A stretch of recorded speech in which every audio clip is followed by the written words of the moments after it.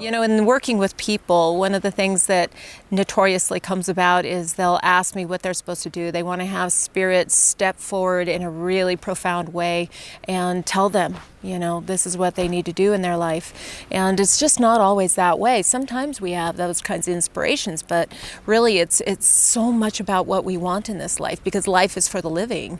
And when spirit is on the other side, they're happy to make whatever we want happen, but we're the initiator of this. This is our life to live. We're not here like a soldier that needs to, you know, have its orders and set forth on this path. Sometimes the things that, you know, we've decided upon were decided upon before we were born. I call it the broad strokes of our life. But at the same time, those minute strokes, the freedom of choice, the freedom of will, those are the things that we get to choose while we're here. And what brings you joy? What makes you happy? Spirit's on the other side asking you, what brings you joy?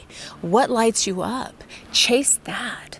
Those are the things that bring life to us, that help us to connect to something more, something deeper, that center within us. Because yes, those broad strokes are going to be there. You know, some of the things that I set out to do, the presentations that I do, the speaking that I do, the traveling that I do, the connection with spirit that I have. Yes, that's something that I set out before I even came here. But how I execute that, those are all my choices. When I went to Egypt, yes, that was meant to be, but a lot of the things that happened while we were there was absolutely up to me. So when I was younger, I used to spend an awful lot of time leaning into spirit, wondering what is my next step? What am I supposed to do? And they're like, I don't know what you want to do.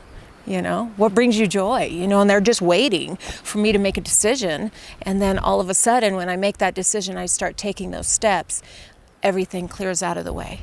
Everything is just by design. It's beautiful. So yeah, lean into your joy, chase it fearlessly.